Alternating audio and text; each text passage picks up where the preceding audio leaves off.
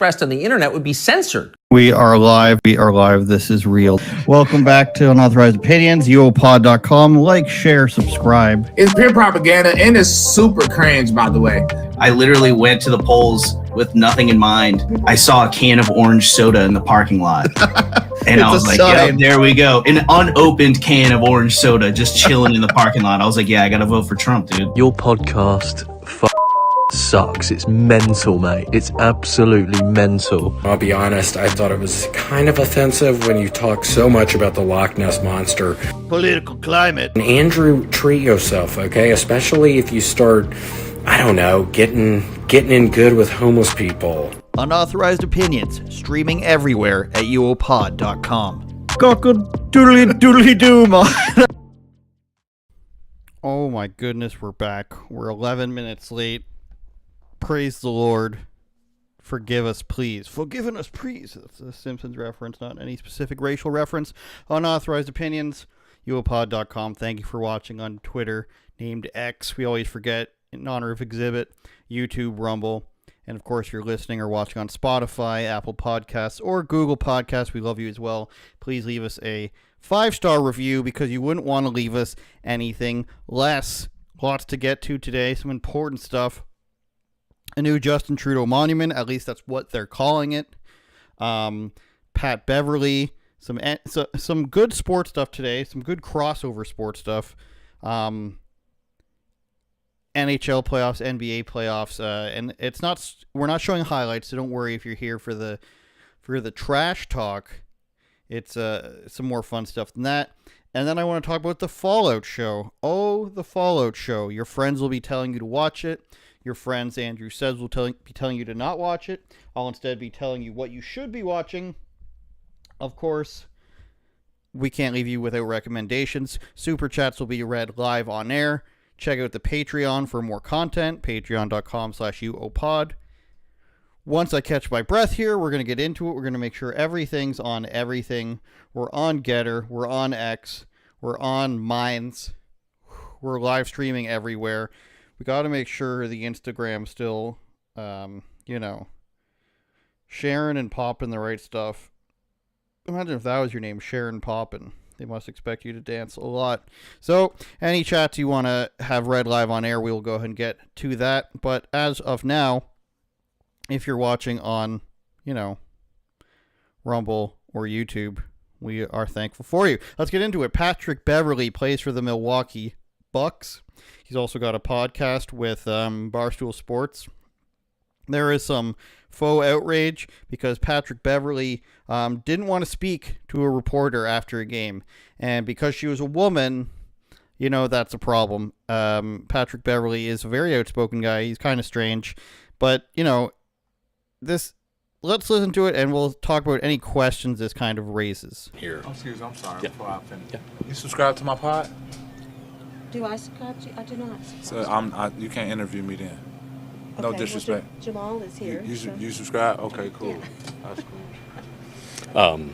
Again, there were a couple times within a bucket or two. In previous games, y'all have been able to kind of get over that hump, or maybe. Was it anything they did in particular, or was it just one of those where the bucket didn't go down, there wasn't the stop, they made one? What kind of prevented that you all from being able to get over, kind of like you have in the past? You'll move that mic, please, or just get out the circle, please, for me, please, ma'am. If you're not subscribed to my pod, I appreciate that. Thank you. Here. Oh, excuse me, I'm sorry. All right, so of course that's a little silly. He has the right to not speak to anyone, I think. But this guy from ESPN, and of course the comments are equally as stupid. There is a new pandemic out, let's just say. There's a new pandemic infecting the Western world, and it happens a lot in sports media.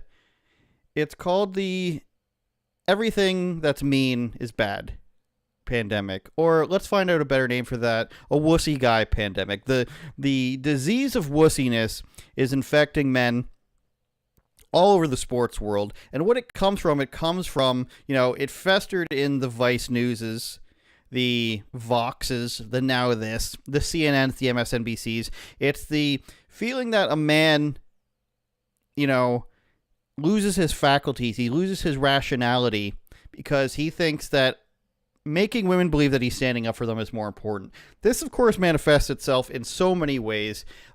Basically, any protest you see, if you're at a pro-Palestine protest, if you're at a BLM protest, a gun protest, a Women's Day protest particularly, this is where you will see, gay men who probably believe in the cause in some regard, or anti-women, but the straight males that you will see at these protests, they are there not because they necessarily believe in the topic or they believe in the subject matter or they vehemently stand with the women on this.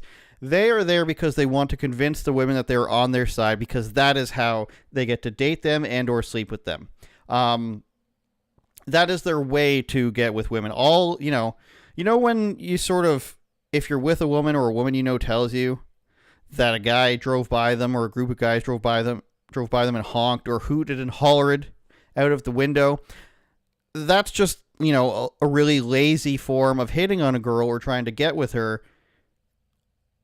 Or at the very least, they're out of ideas. So when a guy is really unable to approach women, he's unable to figure out how to be the guy he sees on TV in a TV series that he really wants to be like, he starts thinking, how can I do that? And the journalist male spends, if not most of his time, but all of his time, if not all of his time, but most of his time online. The guy who does that, he doesn't get a lot of interactions with people in person. Now, that doesn't necessarily make you a weirdo on the onset. Of course, my incel brothers and gamer brothers and sisters, of course, they're able to, be on the internet, go out in life and be normal. But the activist journalist class of lonely males in sports particularly, they don't know how to really be. They go to an office maybe once a week because they prefer, the safety of their home. Otherwise, they need to wear a mask. And then they go out and they see these women who are stronger than them. And they're just like, how can I get these women who don't want to speak to me to give me their attention? And they do that by agreeing to what they say. And this all happened in Vox and, Vice. I shouldn't name anybody, but, we saw in like 2017 and 18 that these guys were claiming to be feminists, and they ended up being the weird ones. Remember, they ended up being the pervy ones, the guys who will spy on you, let's say. So this has made its way from that, but in the sports world, it sort of festers out of control because people don't really see sports as an important thing.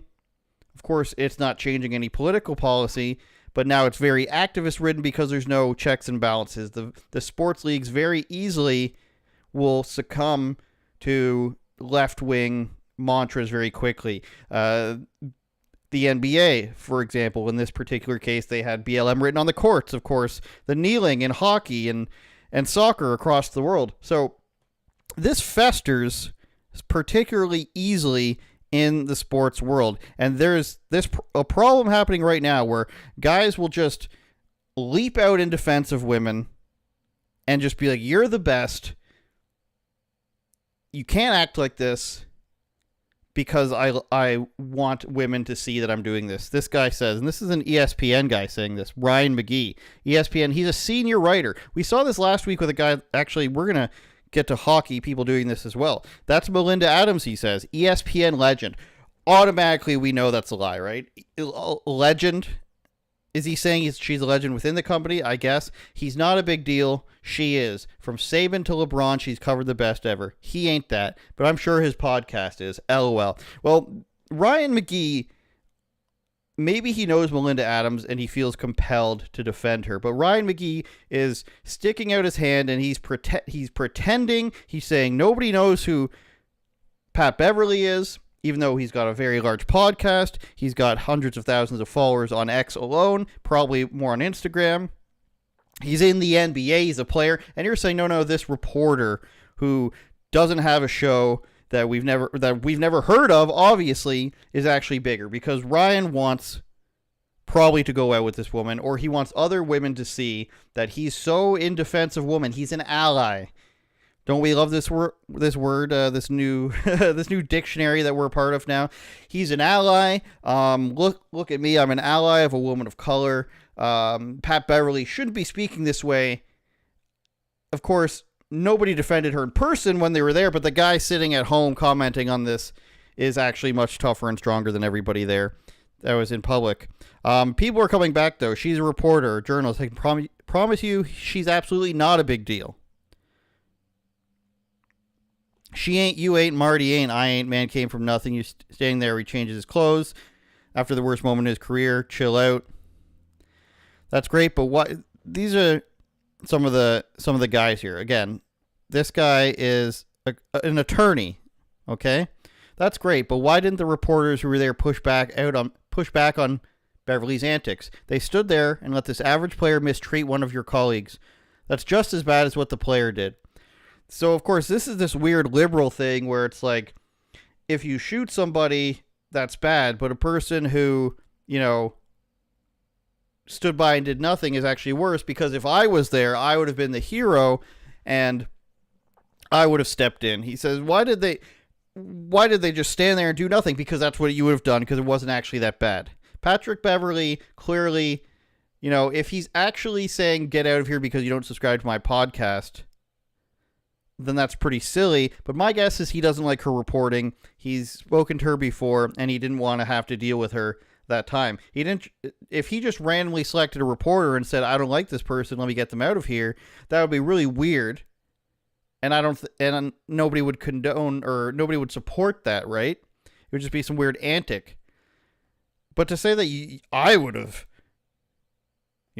done something, obviously not true. Lee James, the NBA should not allow this. If the NBA has given her credentials that the player is required for media availability, then the player must talk with all media, not to mention the conflict of interest to demand a journalist being a follower. So obviously, this guy is a very lonely guy. He's an independent anti-Trumper, so he's really out there fighting the fight. And when you say the NBA should not allow this, they're going to start forcing you to talk to anyone no matter what. This is not something that this person has thought about at all. They just typed out, they saw woman in distress. They said, how can I get attention that makes it look like I care about this woman? And they started typing. They may have even had the typer, bing, started typing. They shouldn't allow this. I am in favor of all women. Believe all women. Please sleep with me. That's where it all comes from. And it may sound mean, but every single guy knows guys like this. Every single guy goes and has been in a position of life where they see the white knight, whether it's online, in person, at a bar, at a school, in a classroom, something like that. They've seen the guy who's just, his move, his play is to defend the woman at all costs, and that's how he gets close to them. It inevitably almost never works out. In fact, I'm just leaving that 1% open. I don't think it ever works out for a guy where he acts like this and he gets what he wants, and that being the girl. But this guy acting like this is his desperate ploy. And the reason it doesn't work is because men don't respect that. And women don't like the guys that men don't respect. It's the reason why, women like male athletes. It's not because they think, so-and-so is an amazing player and they care about his points per game or anything. It's because, no, men really like this guy and they gravitate to and respect this guy. Therefore, he must be a big deal. His status is very important. It's pretty simple stuff. And the reason that these guys online say stuff like this is because there's nobody checking them, right? This would never be something that they did in person. You would never see this guy named Christopher, who's a lawyer, or Lee, who's a vehement anti-Trumper online. You would never see these guys in person say, even if they were allowed into the dressing room as a fan, standing behind a barrier, and they saw Patrick Beverly do that, they would not say, "Excuse me, Patrick Beverly, you're mistreating this woman." And it's always in the, 1950s English voice. "You're mistreating this woman. How dare you? The NBA should not allow this. They should not allow a player to refuse to speak to him." But when, when Beast Mode was doing it, when Marshawn Lynch was doing it like 10 years ago, that was pretty cool. That was pretty awesome. But he's doing it to a woman this time. That shouldn't be allowed. This is how this operates. So when you see this, it's important to not engage in it. And I know, people have to stop their fingers at some point. People have to smack their own hand away to say, do I actually care about this subject? Would I come out and defend somebody on this subject otherwise? Or am I just typing this in hopes that this woman sees it or other women see it and see that I'm in defense of it and therefore like me more. That's what people are doing. And we have a second example of this. It happened just the other day in the NHL playoffs. And this Tampa Bay Lightning coach, they lost in 5 games to the Florida Panthers in the playoffs, and he comes out and he has 4 minutes of comments. This is just 4 minutes of his press conference we're about to hear. We're not going to hear the whole 4 minutes. This is just a segment of 4 minutes from his press conference. And he makes a throwaway comment, and what he's talking about here is how 2 goals were disallowed against his team because of goalie interference. You don't need to know anything about hockey for this, I promise you. 2 goals were called back against his team because allegedly somebody bumped the goalie. There it is. That's what he's talking about. He sets this up, he prefaces it, and see if you can hear the comment that people were outraged about. It's like, well, then is there net front battles aren't allowed anymore? And that's part of everybody's game. It's like the boxing out that goes there. It's like prison rules in the playoffs, but it's not prison rules for the goalie. Like the second something happens, like we might as well put skirts on them then, if that's how it's going to be. I mean, they have to battle through stuff too. And when the players are working so hard on both teams, and it's, like I said, it's a war down there, I think we're letting the goalies off the hook. And they've got way more pads on than everybody else does. So, the egregious part, I couldn't see it. And so now we go into the third period, and this conversation is going down if we'd won 6-1. But we're going into the third period now, down 1, where maybe we're up 1, or maybe it's tied, and it's a different game. And I'll give our guys credit. We had some looks, in the third to tie it. Okay, we can stop it there. If you caught what he was saying, it was net front battles aren't allowed anymore. The boxing out rules, there are like prison rules in playoffs, but it's not prison rules for the goalies. We might as well put skirts on them then if that's how it's going to be. I mean, they have to battle through stuff too. So the idea that he said, we might as well put skirts on the goalie was enraging to some people, apparently. The fact that he said, a man wouldn't want, this is how stupid we are now. People like me, and I have to do this, right? We have to go out and explain to people why not only this isn't sexist, but why it's a normal thing to say. People don't like being called things that they aren't, right? And this is why the liberal logic on this stuff is so retarded. Because you come out and you demand, as a hardcore leftist, a gender ideologist, that somebody adhere to your pronouns. Why? Because when you don't adhere to a person's pronouns, you're hurting their feelings, right? You're being mean to them. You're calling them something that they don't identify with. But if a coach comes out and says that a goalie would have to wear a skirt as a metaphor, because obviously a straight man doesn't want to wear a skirt, that's offensive. So calling him something that he's not, shouldn't be allowed on the grounds that it's sexist. Not just because, calling somebody something that they aren't is not something somebody wants to be called, but you can't call them certain things because that would be sexist, is it, or whatever. I don't even know what word we want to use for that. So here are some of the responses to that, which were ridiculous. The open sexism here can't be part of a coach's vernacular. And this is a guy who works for the Hockey News. And if you're not familiar with the Hockey News, I don't blame you. It's been around since the 50s or the 60s. Pronouns in, look at that. I didn't even plan that. Pronouns in his bio, okay? A manager of a hockey publication that's almost 100 years old, and this guy is in charge there. The open sexism here can't be part of a head coach's vernacular. Here's another person.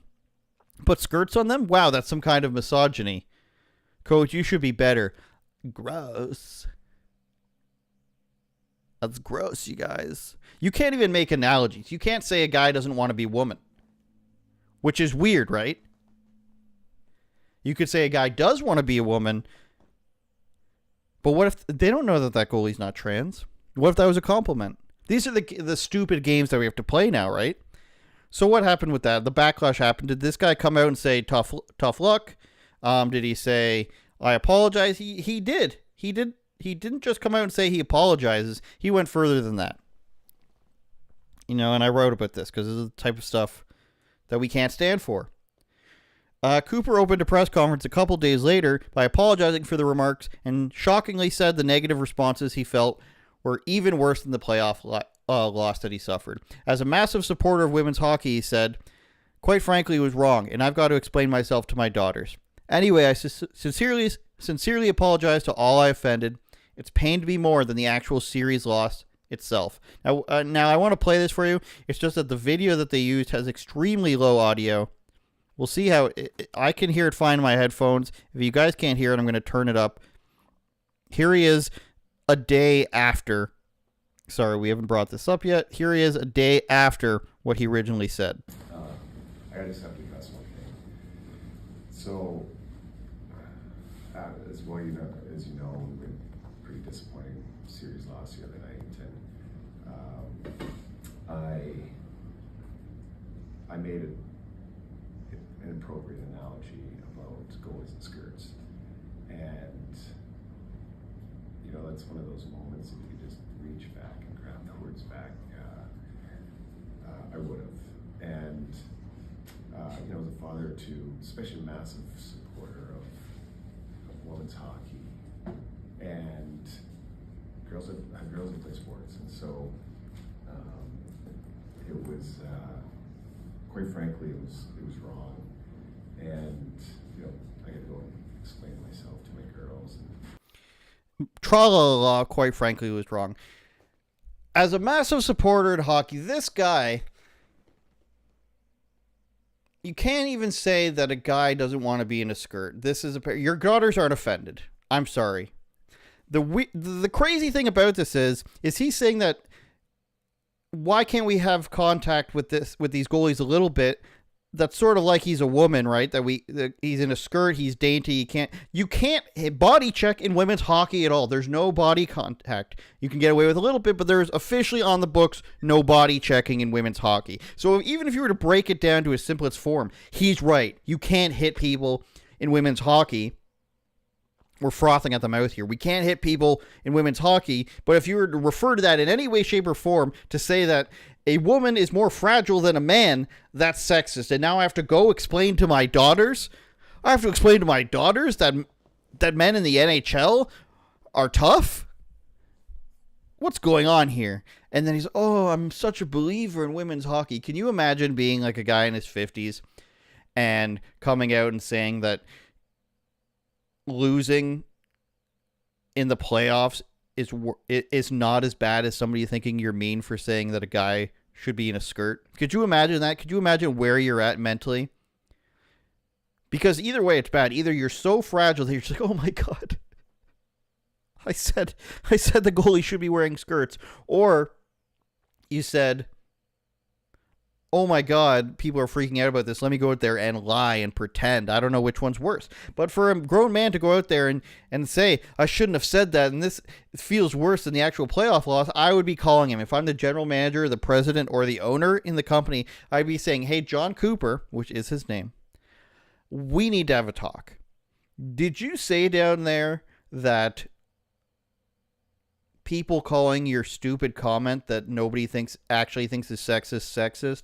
Did you say that is worse than losing? What else do you think is worse than losing? Do you think that,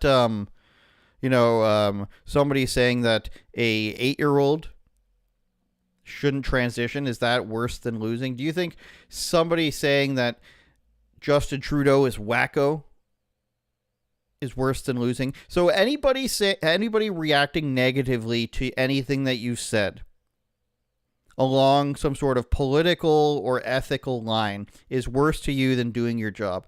Like, imagine I'm sitting there one day and imagine you just lost, we don't have to use me. That's basically going to end up being the same position. You're in this, it has to be sports. You're in the Super Bowl, you lose the Super Bowl, and you're just like, it would have been tougher. It was a tough loss, but when I said I hated the guy from the other side, people said I was being mean. That's what it's breaking down to. That's what I'm trying to tell everybody, that we've become a society that's crippled by the fact that we can't feel uncomfortable for the slightest second, and if somebody says that, hey, you've made me slightly uncomfortable, then that person has to be like, oh, I can't believe I made you slightly uncomfortable. I can't believe you thought I was mean. What kind of man? That's what he should be saying to his daughters. He should be saying, you know, honey, if you're ever going to get married, or you ever like a guy, or you just want to be able to look up to a guy in your family, your father, your uncle, your grandfather, if he's so weak that a couple people claiming a tiny little throwaway comment means more than it actually means, he's not a strong person, and you should reconsider looking up to that person or believing in what that person tells you if they're that fragile. If you're an NHL hockey coach and somebody calling you mean, or 10 people online, or some loser from an online publication calls you mean, like I don't expect AOC to change her mind because I say something about her. If I say a mean word about her, that would make her pretty weak. You know, if somebody came up to this coach and said, you know, these are the reasons why we believe that you shouldn't have said that, tra-la-la-la, and maybe they did, I mean, that person would be wrong, but maybe you change your mind. And in his defense, maybe that's what happened. But in reality, no, that didn't happen. Let's just say I'm parsing through words here that didn't happen. This guy went home, he had a beer, he thought, how much money did I make this season? Maybe he didn't get that way. I mean, if he's thinking that this is worse than the loss, then he probably doesn't give a shit about hockey at all, to be completely honest. If you went home and the first thing you said, like, well, people are making comments about me saying that I was sexist and blah, blah, blah, and this, you got a problem, dude. This is why your team's losing. You're paying this much attention to the Twitter comments after your game? Give me a break. Give me a break. Speaking of manly men, I want to jump on over to Justin Trudeau. We've become gay and stupid and weak. Same guy says, I'm going to go put speakers into my motorcycle helmet. Go ahead and do both of those things. But the title track today was about Justin Trudeau's latest monument. And you're going to want to see this one. Justin Trudeau is literally having a gay monument built in Canada's capital of Ottawa. Now, you might be saying, Andrew, that's mean. You might be saying the same thing they said to that coach. Andrew, that's mean and sexist. You might be saying, you can't be serious. A gay monument? That doesn't make sense. And it's not just a monument. I believe it's a memorial. But they have broken ground on this is a quote, LGBTQS plus national monument in Ottawa, Canada. Now, of course, those words don't mean anything. They're going to have to update it. Every year and a half, they're going to add another letter and another color to the sign that points in the direction of it. The flag's going to have the extra circle and the lines now. But construction on the gay monument begins, and it's not mean. Like, legitimately, it's not wrong of me to call it gay. Lesbian is gay. Gay is gay. A bisexual guy is gay. Trans, a guy that believes he's a woman because he wants other men to think that he's a woman, also gay. Queer means gay. Two-spirit doesn't mean anything, of course. We've co-opted that from natives, even though that's not a real thing. And plus means everything else, other gay things. It's okay to just say gay. I mean, it's not factually incorrect. It's all just G. News Ottawa digital multi-skilled journalist. I mean, we got to look into this guy, I think, before we even move on. You're calling yourself a multi-skilled journalist. You're taking your bio really seriously. I don't want to pick on this guy too much. His work has appeared in the Ottawa Citizen and Globe and Mail. After graduating in 2023, he worked as a reporter for the Canadian Press. Who does he know that he got a job with Canada's most prestigious outlet after graduating in a Master of Journalism program? Obviously, he's rich. If you got a master's, he grew up in Palo Alto, California. He's lived in Canada since 2016. That's good. He studied political science at the University of Victoria and attended. So he's going to Denmark. He's from. He takes Spanish and Danish. What a guy. So this guy's from California. He took a master's degree in journalism, whatever that means, you guys. By the way, and I don't mean to pick on him, it just came up, but if you're getting a master's in journalism, holy shit, have you wasted a lot of money. At least $100,000, possibly even more. And then he gets a job with the Canadian Press. Could you imagine just coming out of school and getting a job with the Associated Press? Needless to say, somebody's pulling some strings. Anyways, shovels hit the ground for construction on Canada's Tra-la-la-la National Monument in Ottawa. The historic milestone was commemorated at an event Wednesday afternoon hosted by the LGBT Purge Fund. That doesn't sound good. With the monument's design team and attended by representative from the Anishinaabe Algonquin National and Federal Government.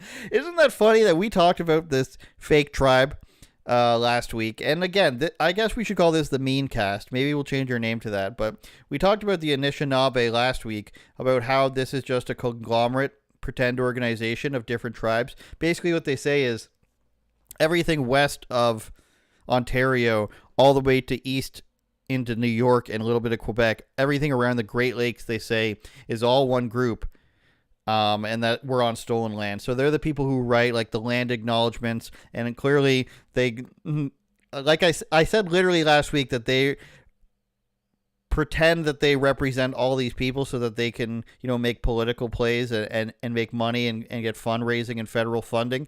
And then what happens the next week? They're, for some reason, erecting a gay monument in the nation's capital. My guess is because it's on their land. And I don't know, just weekly watchers of the show will realize how right we were on that one. We scroll past a bunch of blank space for some reason until we get to the next part. The monument, called Thunderhead,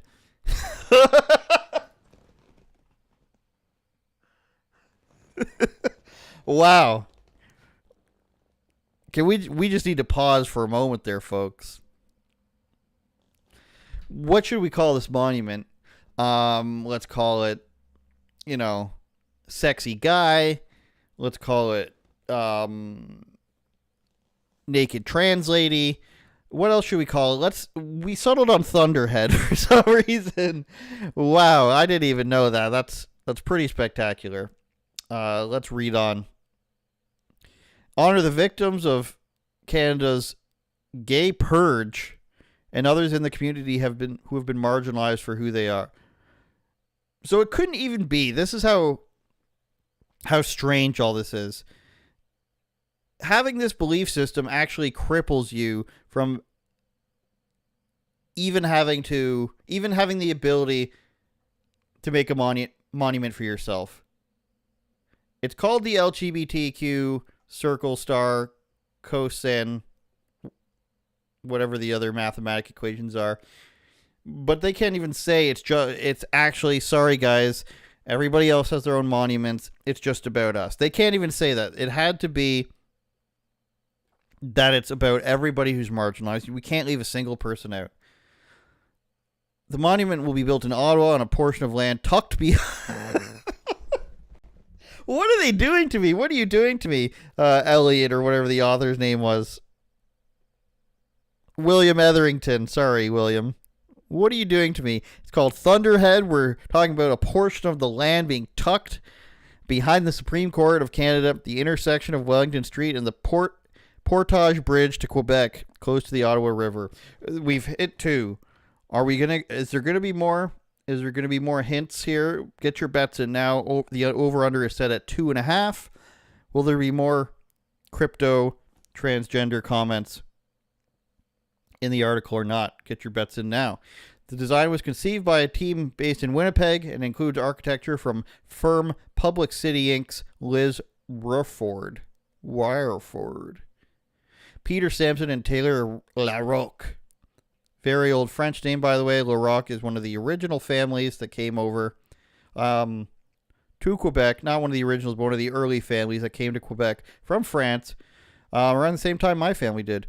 Visual arts, Dempsey and Laurie blah, blah, and an indigenous two-spirit advisor, which is really weird. So this is apparently what it's going to look like. I don't know. I think there's another photo of it, but let's take a look at what CBC's reporting on it. to see what it actually is going to look like. The design for a national monument to honor the victims of Canada's LGBTQ2S+ purge has been revealed. What does that even mean? Take a look. It's called Thunderhead, and it was designed by a team based out of Winnipeg. It will be built in Ottawa on a portion of land behind and to the left of Parliament Hill. I'm so pleased to be joined by Shauna Dempsey and Laurie Milan. They are members of the winning design team. We've brought in a local troll person who was, the inspiration for the troll dolls. For the monument. Congratulations. Thank you so much. So tell me a little bit, and Shauna, I'll start with you, about the monument and what it means.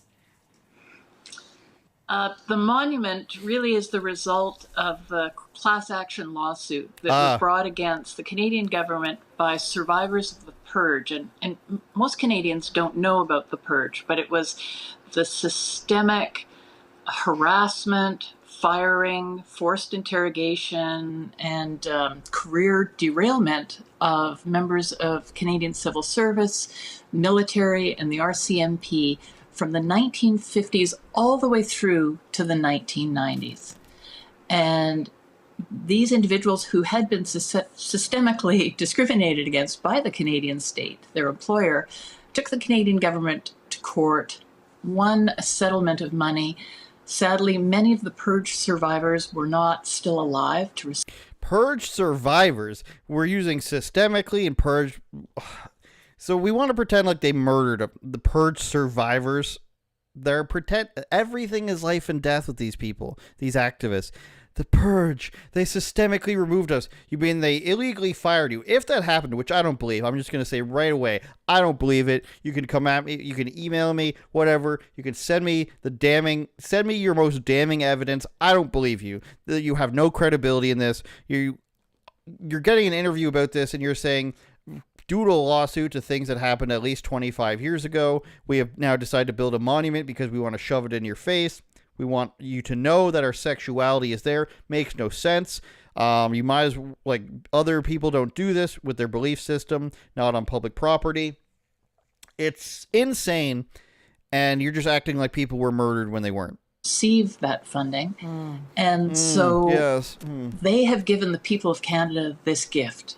The purge survivors said, we want to take the money that's left and create a national monument to all LGBTQ2+ peoples in Canada. No, what you said is we want to force the government to side with us openly because it's on public land, and we want to let you guys know who your rulers are. We think you mistreated us. We're calling ourselves survivors for some reason because we're crazy.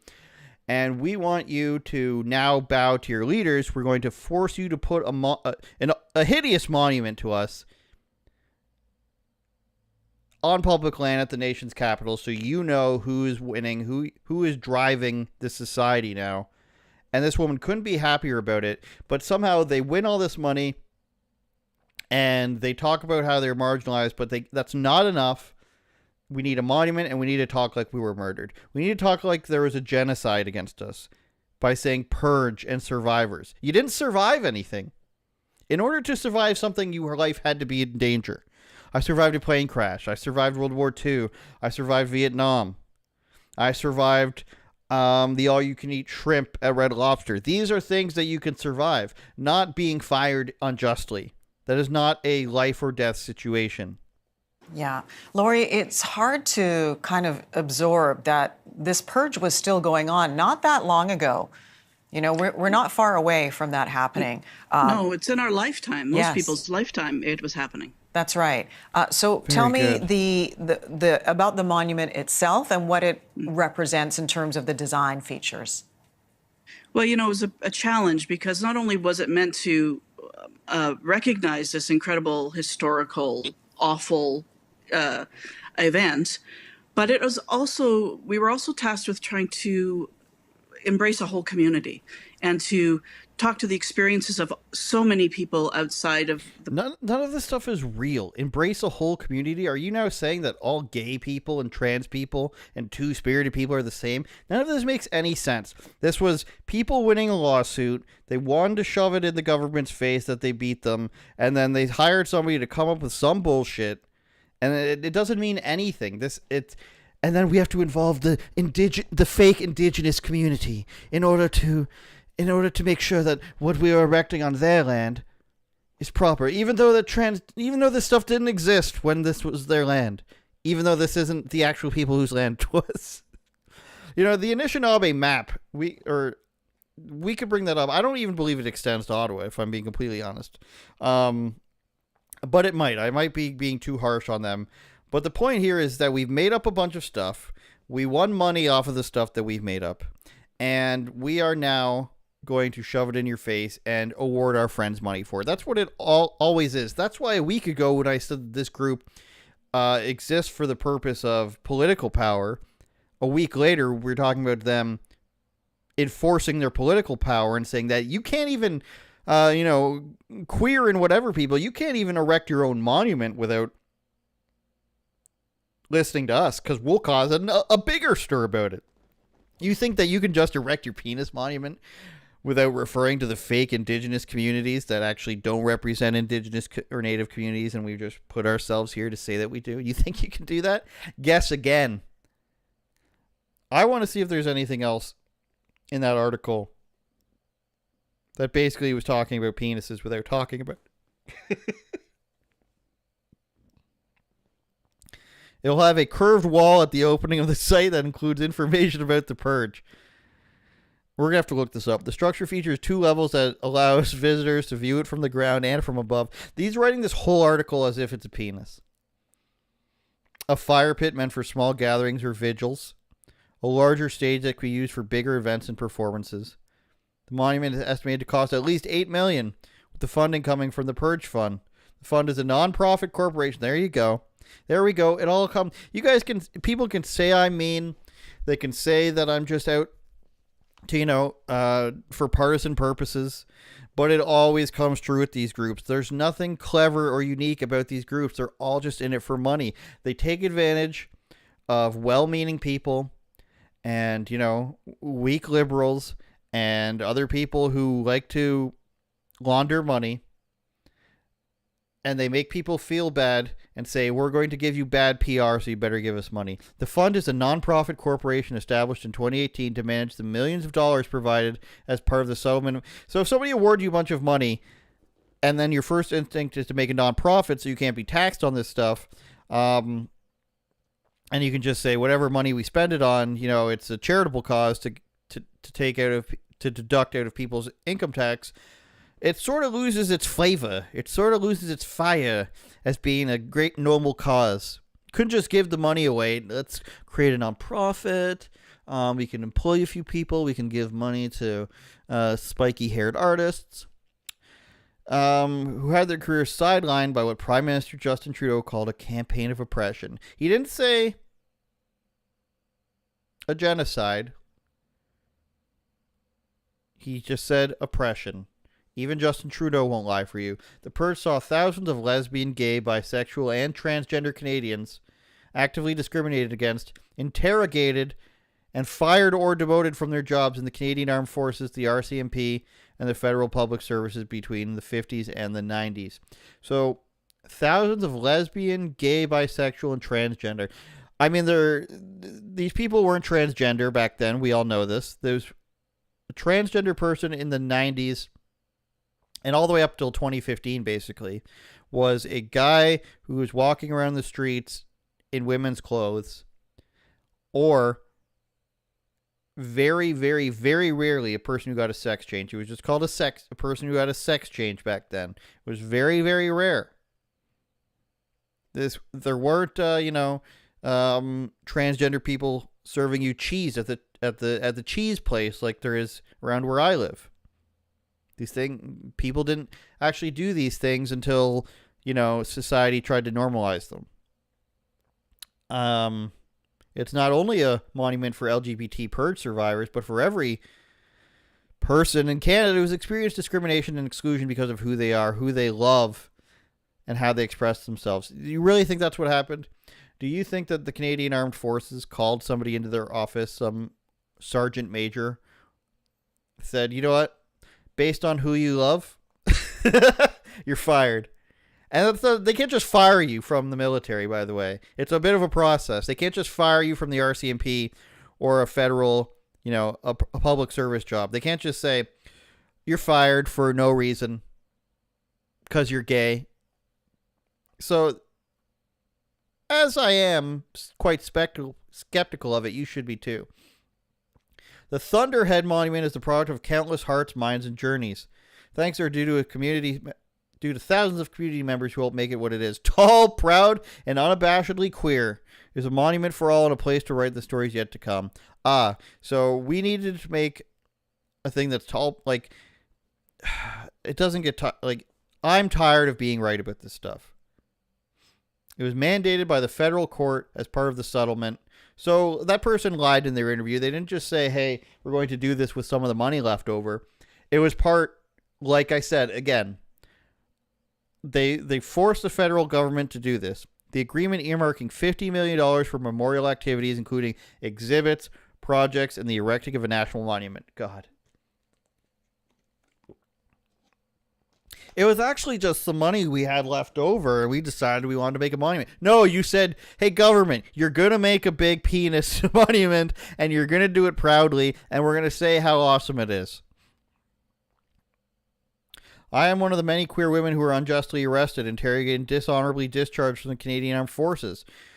This trauma propelled me to fight hard to be my authentic self in the workplace. They didn't tell us why, right? They didn't tell us why. Martine, wah. Thunderhead is a symbol of how far we come. I want to know why.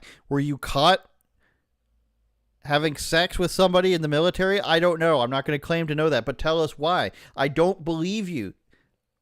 I don't believe it. I'm sorry. You can't just believe these things anymore. We've got millions of dollars here floating around a nonprofit. We're forcing the government to make a monument to gay sex, essentially, and you want me to just believe you? You don't have any credibility. This monument will be served to honor our history for generations to come. It'll be a light for those still facing exclusion, and we're victims, the purge, survivors. Everything you've done in your life is an attack on us. Isn't that just the way that it works, you guys? Oh my goodness. One more look at the monument, shall we? There it is. $50 million, you guys. That's all it was, is we said, hey, we've got some money left over. Let's just build a monument. Oh, wait, that was a lie. It was actually us forcing the government to give us a monument. Patreon.com/UOPod is where you can go to get bonus content and contribute to the podcast on a monthly basis. You'll get bonus podcasts. You'll get bonus content with Anomaly, who said I looked like I worked for the Blue Jays in that podcast. Vaguely true, mainly true. Me with longer hair. You also get comedy content.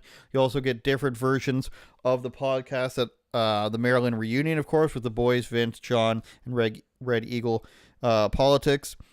And you also get different versions of the Streeters that we do. Of course, other Anomaly content. We also went to visit Texas with John Doyle. As you can see there, versions you won't see online, extra segments, all that jazz. Patreon.com/UOPod. And while you're here, I want you to go to AndrewSaysTV.com and click on the Blaze portion of that. If that's where you want to go to see all my stuff, you can click on all the links here. Streeters, vlogs, written work is on the Blaze, and you will see some of my latest work, which is, interviews with comedians. We've been having a great time doing that. And personally, it's some of the most fun work I've ever done, to be completely honest, if we can find it. But basically, I've been interviewing comedians about their work, about censorship, about... I might be sounding very Canadian when I say this stuff too. About everything, really. So on theblaze.com, you will find that there. Why can't I find it, you guys? We can't stop until I find it. Was it really that long ago? Do I write that many stories, you guys? We found it. We found it, team. Don't worry. This is the latest with Leonardo Joni. She really goes after the Red Pill movement, which is, the Fresh and Fit podcast, the Whatever podcast. There's an interview in there, written and video, so you'll have to be a subscriber to Blaze News at theblaze.com in order to see those. We've got great stuff coming up. I've got a comedy club owner coming next week.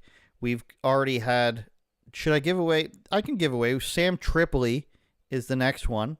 Very awesome podcast with him. And of course, we've already had people like Michael Ridley and Kyle Lucy, who was on Dr. Drew just the other week talking about our article, just the other day, I should say, on Friday. So, theblaze.com to subscribe to that. The last thing I want to talk to you about is the Fallout show. Everybody's a fan of the Fallout video game, if you're a guy probably in my age group. And people have been telling you to watch the new Fallout show on Amazon Prime. Probably. Now, you look at the Fallout show on Amazon Prime, and you're just like, all right, it's starring this girl. I believe she's English. I'm not sure. But first look at the show if you're a Fallout fan. You're just like, hey, none of the Fallout games have been starring a woman, so it's interesting that they chose a woman, but I'm willing to get past this. Of course, they got the ambiance down a little bit. She's got the Pip-Boy. She uses the stim pack in her side. The battles, there's ghouls. It's pretty fun. But I watched it, and, I'm one of these guys who's on the front lines of the culture wars.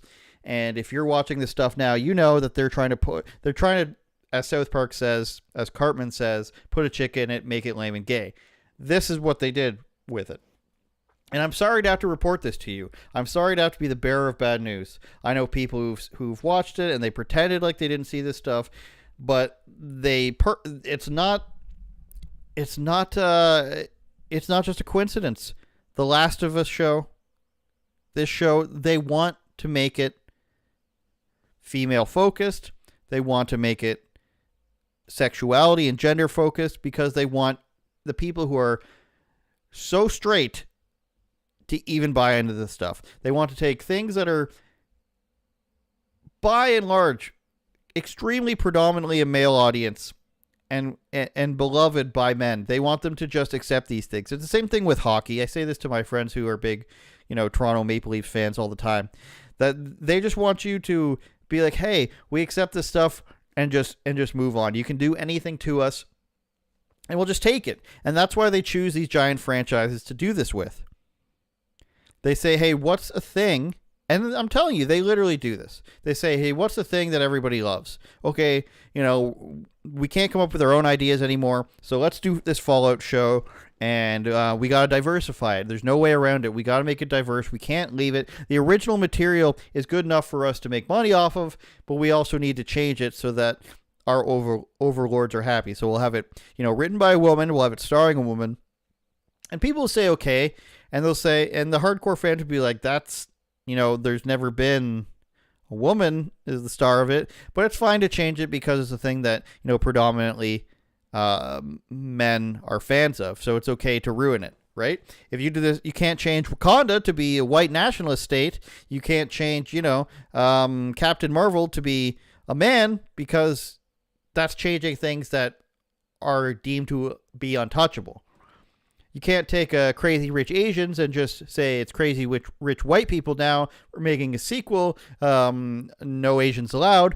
We have to do it with things that people like and already exist and are successful. And we have to tarnish that. So they take Fallout, they put the girl in the front. And I'm saying, you know what? I have a friend that said it was good.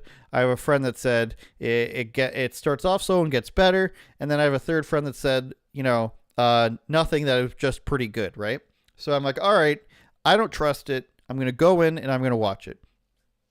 And like everything that you watch, they don't care if it makes sense.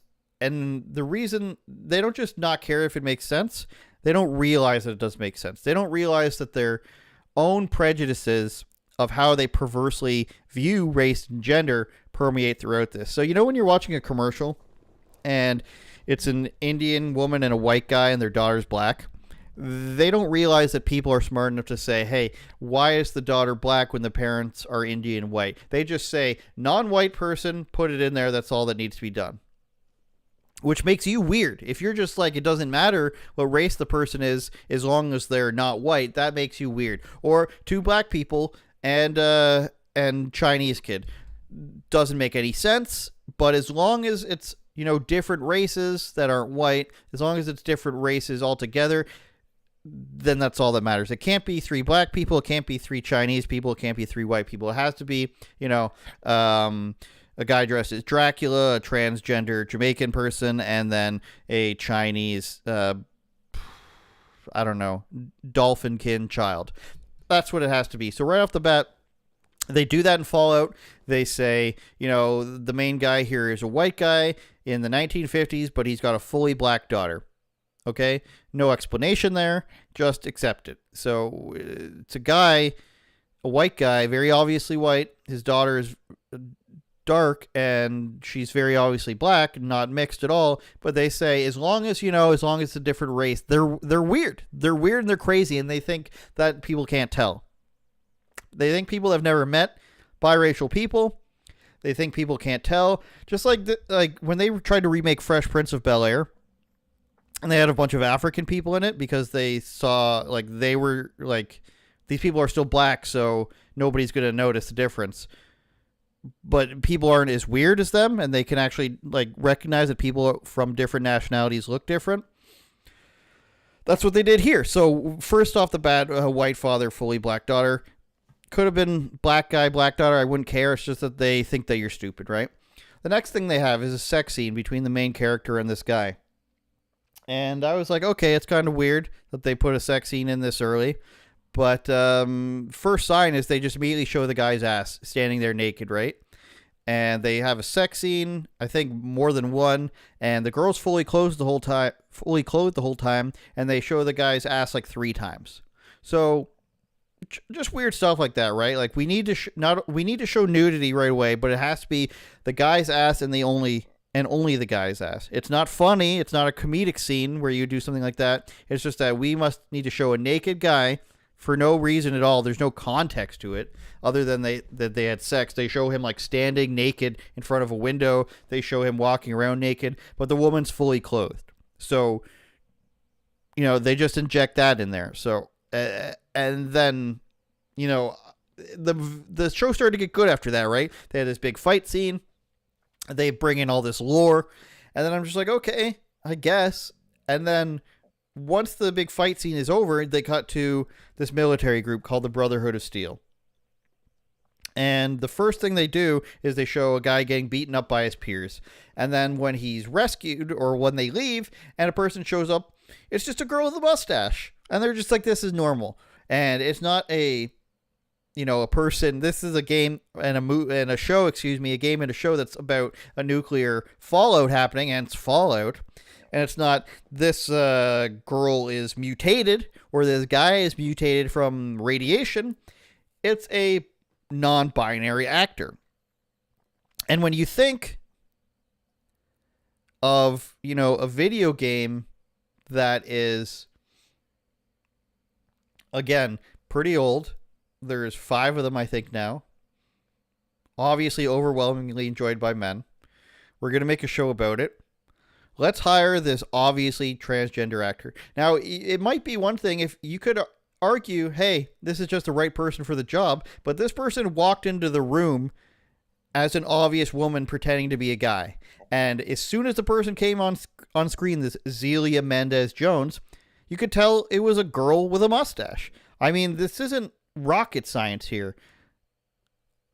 Girl pretending to be a guy.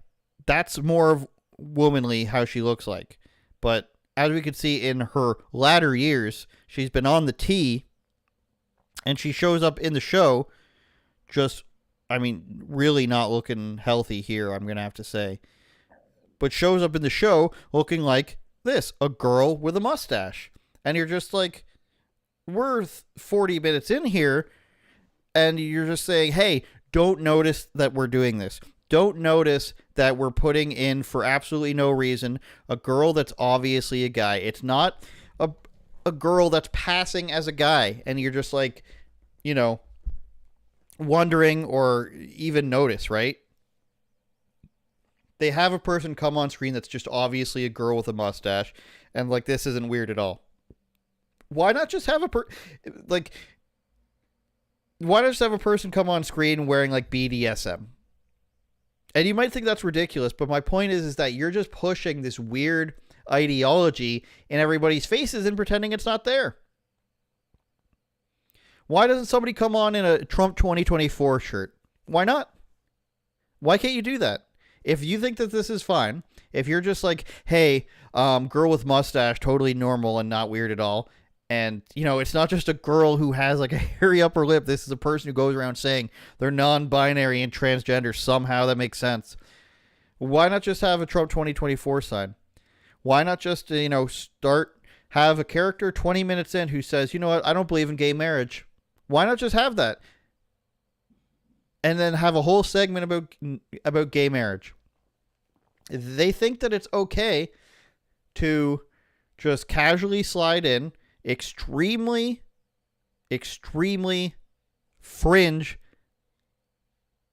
political and ethical views and just act like it's normal and be like, hey, deal with it. That's what they do with sports. That's what they do in movies and TV shows and now gaming. And that's what they did here in Fallout. Just deal with it. Too bad. You like Fallout, don't you? We paid $100 million to produce this series, so you're going to deal with girl with mustaches. You're going to deal with, male nudity for no reason other than the fact that we are going to force you to watch it. Or you're going to deal with nonsensical racial ideology. So in 40 minutes of a show, they said, here's our racial agenda, here's our sexual deviancy agenda, and here's our nudity, like our weird one-sided feminism agenda.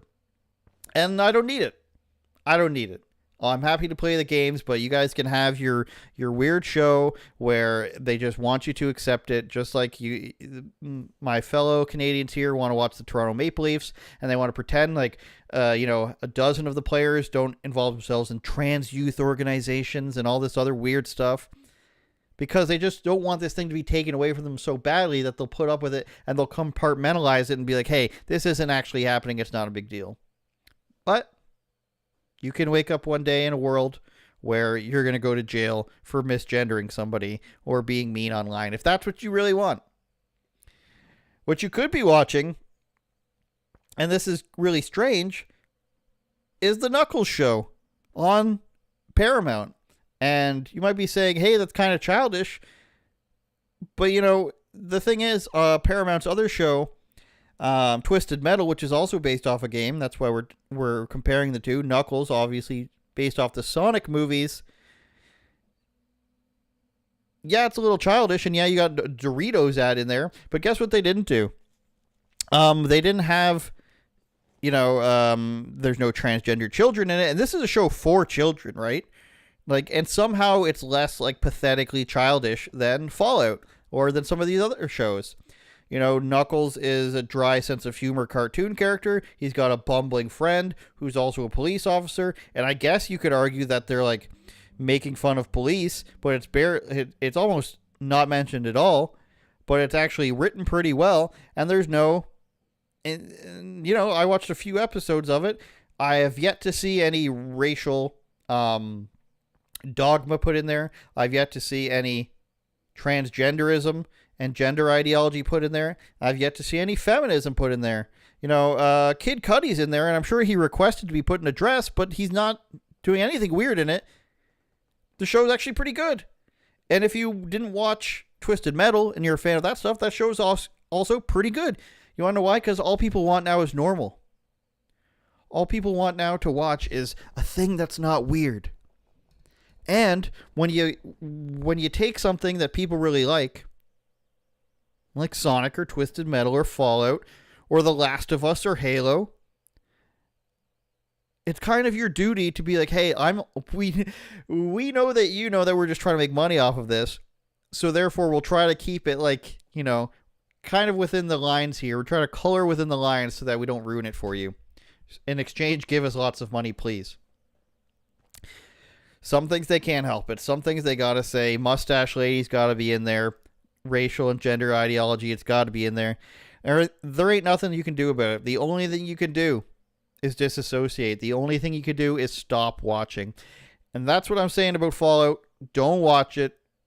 don't give them the satisfaction. Don't just give in because you like something. If you love something, set it free. UOPod.com, unauthorizedopinions.com. Thanks for watching. Don't forget to like and share. If you're audio listening, don't forget to subscribe. Leave us a review, if you please. Turn it up, Jordan.